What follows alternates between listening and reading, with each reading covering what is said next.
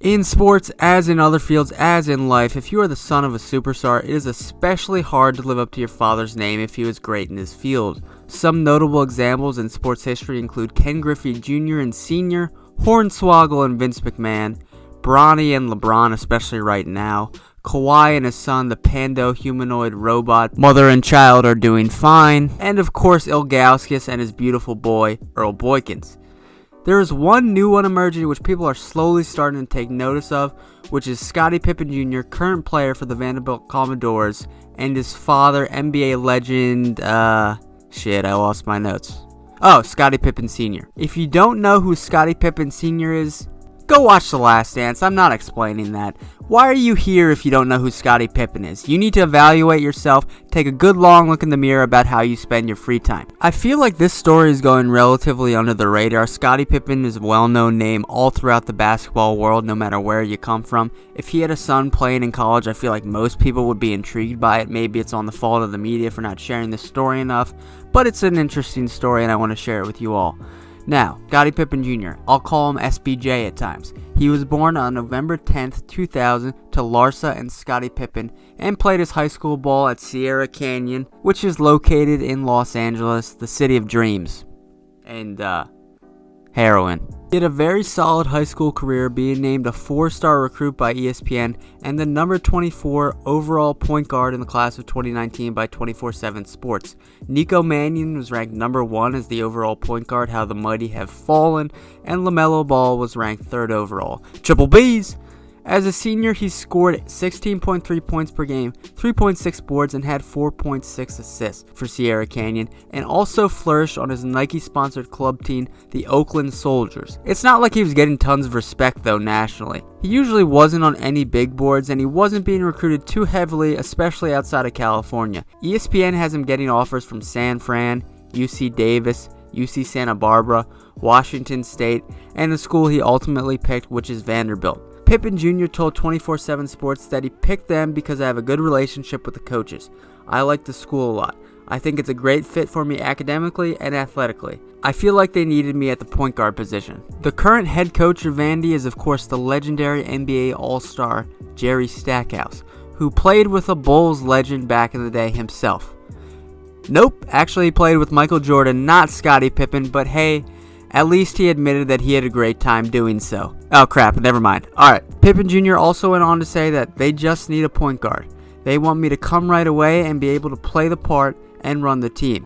Now, he definitely lived up to the floor general type of player in high school, but for a guy not even ranked in the top 100 by ESPN, that would be a big ask for a freshman to do so, especially at a D1 school like Vandy. But nevertheless, he hit the ground running when he got to Vandy like his name was Breece Hall. He was 3rd in minutes played on the team in the 2019-2020 season, only behind NBA selection, lottery selection, Aaron Nesmith, and NBA draft pick Saban Lee. He played 29.8 minutes per game and started 31 of 32 games as a freshman. His 12 points, 3.6 assists, and 2.8 boards were good enough to make the SEC All-Freshman team, which is something Tim Tebow also did.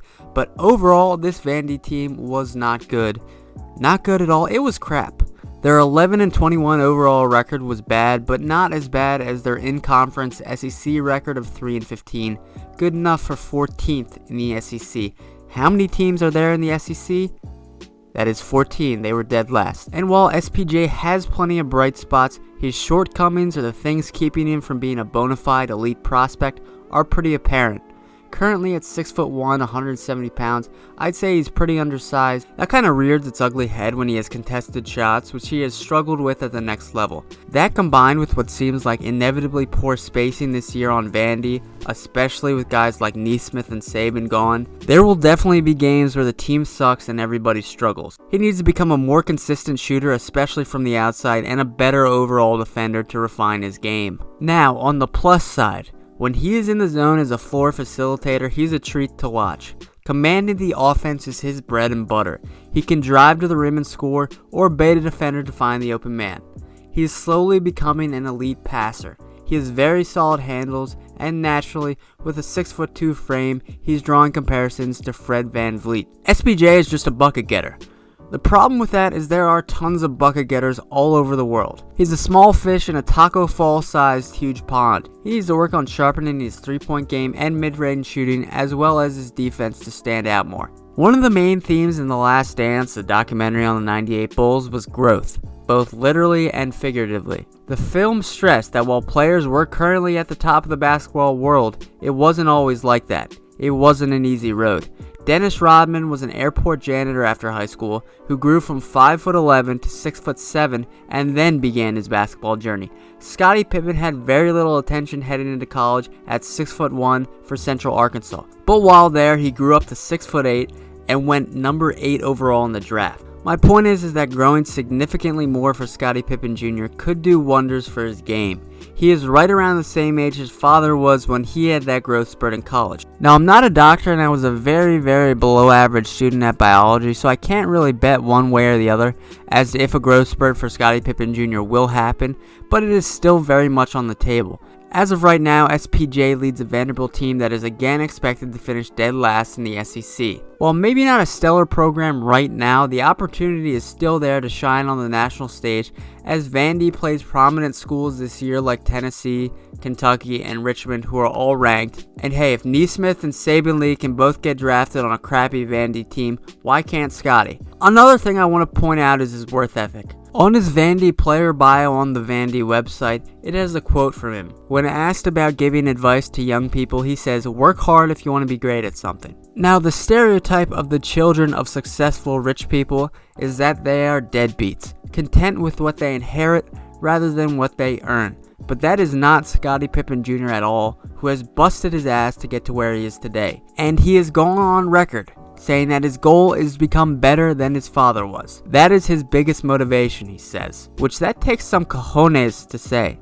Do I think that'll happen? Hell no, but I respect the shit out of it. Right now, as of right now, 2020, December 7th, I would say Scottie Pippen Jr. is a slowly rising star.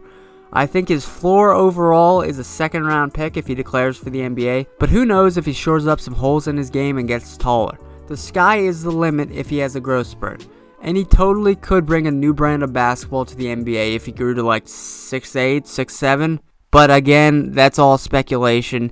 Just because his father did it doesn't mean his genetics will say he did it. But for now, let's just hope he can bring some joy to Vanderbilt athletics, who endured a terrible football season this past fall, going 0-8 and finishing dead last in the SEC. SPJ, we wish you all luck. Alright, thank you all for watching. Make sure to like, comment, and subscribe if you feel obliged. I don't care. Actually, I do care, but you know. You don't have to. I'm not going to hold it against you. Check out the website. Some great articles on there, as well as shout out to Young Waku and Teddy Gallagher, as well as everyone on the Coastal Carolina football team. Well done, boys.